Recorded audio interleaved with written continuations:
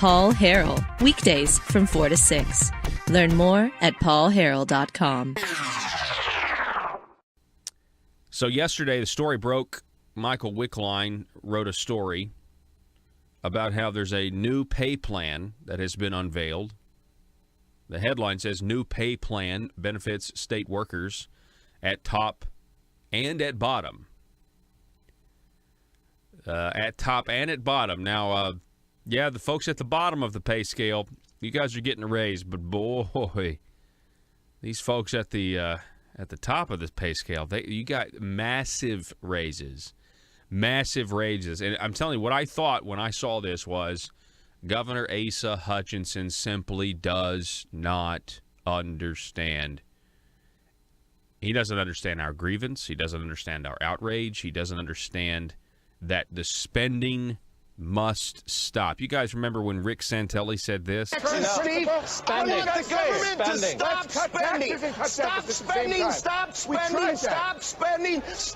spending. Yep, that's Rick Santelli. That actually was credited with starting the Tea Party movement of being fiscally responsible and things like that. Folks, we're going to get into this article here. You can throw it up on the TV, or on the screen for our listeners, Joe, if you want to do that. I'm going to kind of hit the high points here, but I would encourage all of you to go read this article word for word of Michael Wickline's and just really digest what's being talked about here, because I'll tell you one thing. You hear a lot in this article about why people need these pay raises is to be competitive, to stop the turnover, to be competitive with the private sector.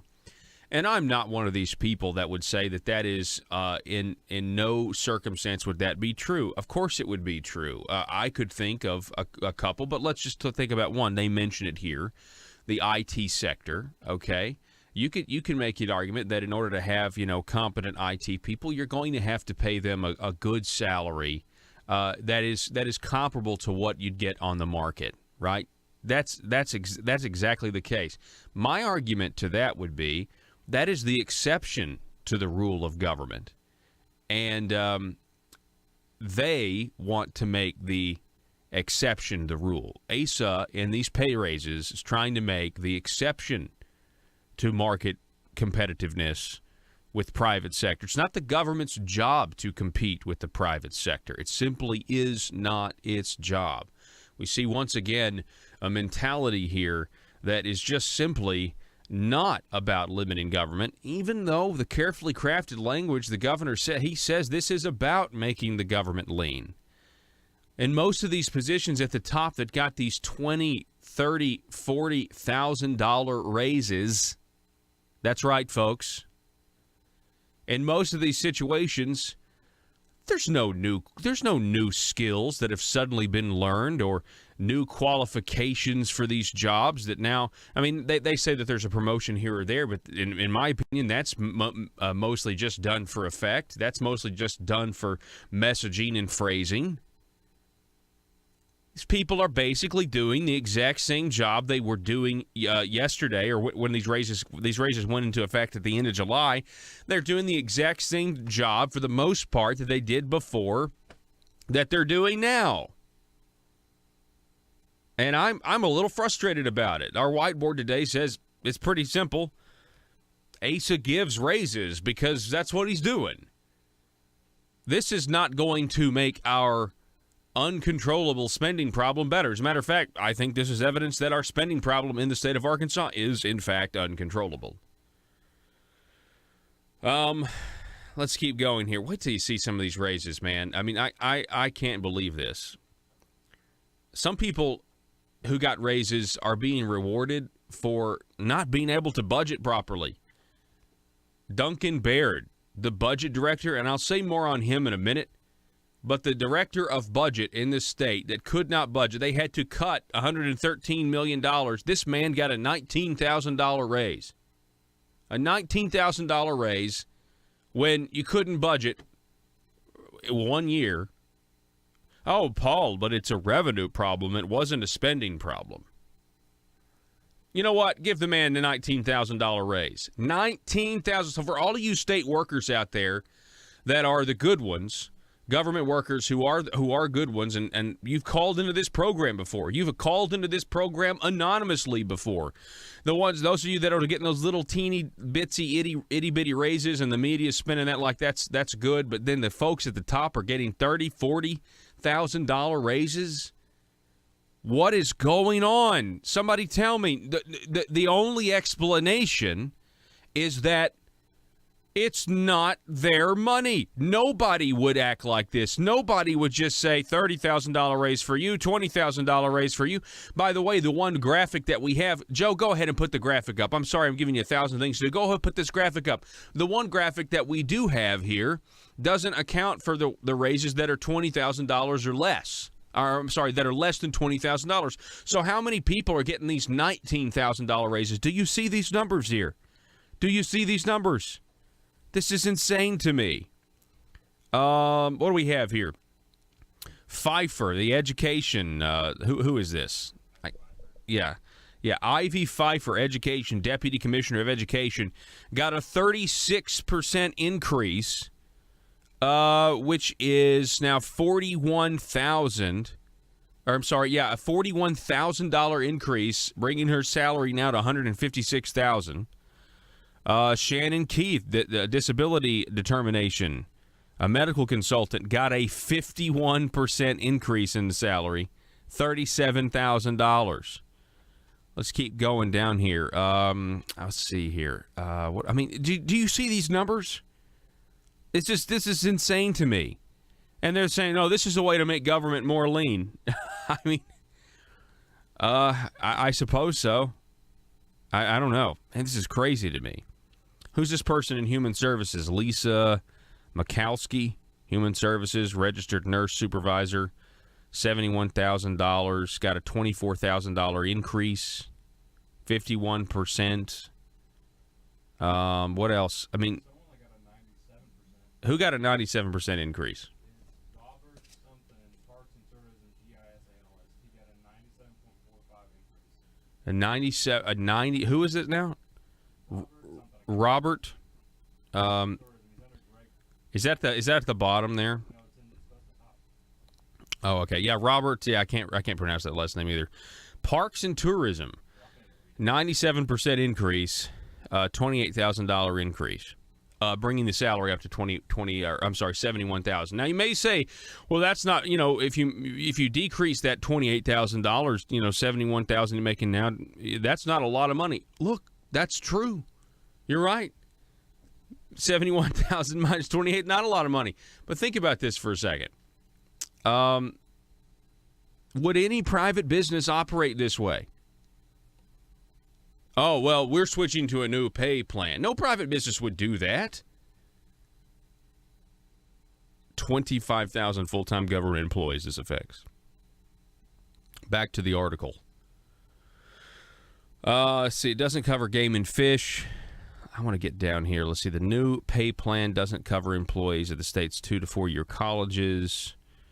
The plan is on track. You know how much this costs? The plan is on track to cost $57 to $60 million on total salaries in the first fiscal year. Is this why the governor put back in the $70 million that he had to cut from one year to the next, and then the $42 million he put back in after the revenue problem was fixed? I tell you what, Governor Hutchinson's up for re-election. He certainly knows what's going on. Yeah, he's greasing the right wheels. That's exactly right. Rallying his base. Can you imagine? Can you imagine the kind of clout that he has right now in the minds of people that just got $30,000, $40,000 increases? Can you imagine what they think of Governor Hutchinson right now, giving some people 97% raises? You think they're voting for Asa? You bet they're voting for Asa. You bet. I don't care who the challenger might be. They're certainly. And then he's got his Medicaid expansion dependents on the Democrat side of things that'll continue to vote for him because they're getting free stuff. I mean, folks, this is no. I mean, this is no longer. I know they want to do the carefully crafted language.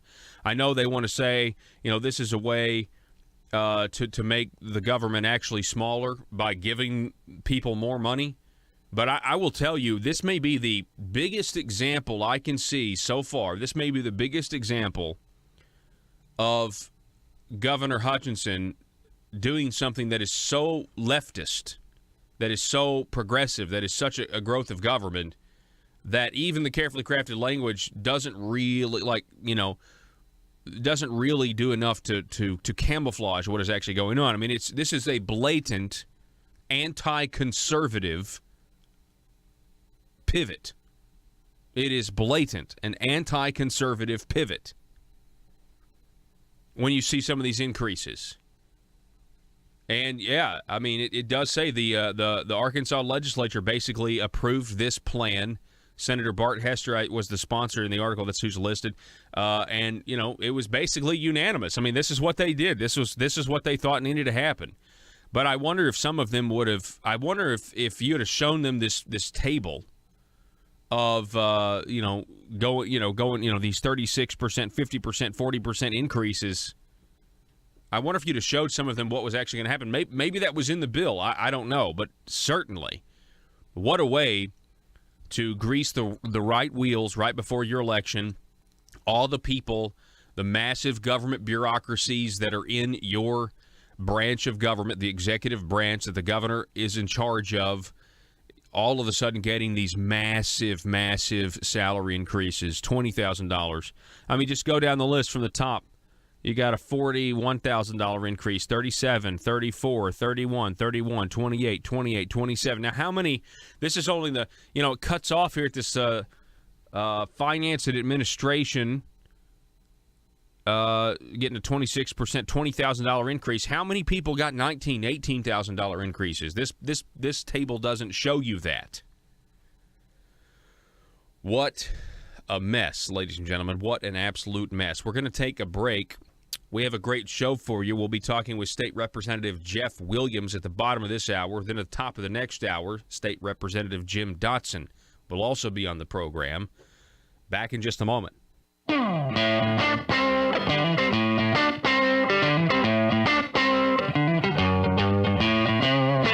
Buy, sell, and trade at Triple R Pawn in Ash Flat. Firearms, computers, sporting goods, musical instruments, tools, jewelry, and everything else you can think of. It's all at Triple R Pawn at the Light in Ash Flat. Gun enthusiasts, log on now to TripleRPawn.com and browse their amazing inventory. That's TripleRPawn.com. You can also call them at 870-994-PAWN. That's 870-994-7296. Let the great team at Triple R Pawn help you find what you're looking for. That's Triple R Pawn at the Light in Ash Flat, TripleRPawn.com, or call 870-994-PAWN.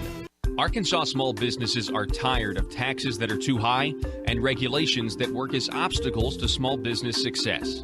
If you own a small business, it's time to take action. Now, I'm not talking about the local chambers of commerce. I'm talking about an organization that's actually run by small business owners and are fighting for small businesses right here in the state of Arkansas. They're called Conduit for Action, and they're on your side. Conduit for Action is here not to get something from the government, but to be left alone by the government. Think of them as your personal advocate for limited government at the Capitol in Little Rock. If you're tired of all the politicians talking with no results and ready for action, start outsourcing your government affair needs with Conduit for Action. Go now to conduitforaction.org and click on Contact Us on the right side of the page. That's conduitforaction.org and stand up for small business in Arkansas.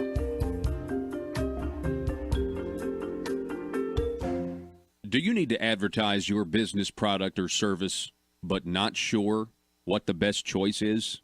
Folks, allow me to introduce you to Talk Radio. You're listening to it right now. Talk radio is one of the most unique mediums in all of advertising because it actually works. It gets the information you want to the people you want to get it to. And by the way, those people are educated, well-informed decision makers of their household, and most of them have disposable income. If this is a target audience for your business, then you have to consider advertising on my show, The Paul Harrell Program. We have options for most any budget and can provide you with exciting opportunities to grow your business. We can put your message across the state, or we can help you locally. Call 870-275-9755 if you have any questions. That's 870-275-9755, or visit my website, paulharrell.com, and click on Advertise. Want to go back and listen to previous shows? Apple users can subscribe to our podcast on iTunes. Don't have an Apple device? Head on over to paulharrell.com and click on Podcast. It's free and available 24/7 because the Liberty Machine never sleeps. Spending. Stop spending. Stop spending. Stop spending. Stop spending. Stop spending. That's what we want. And cut the capital gains spending. Yeah, it's something that the Marble Palace, the Governor's Mansion, Power Strike, they just don't get. They're not comprehending what we're saying. They don't understand. But it's certainly a sure way to make sure you stay in power. You know what I mean? I mean, take Duncan Baird, for example.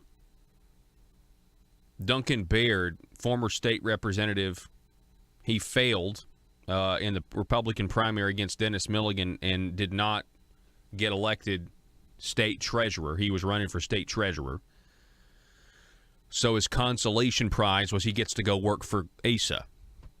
Now, it's really a weird situation, I know, but think about this for a second.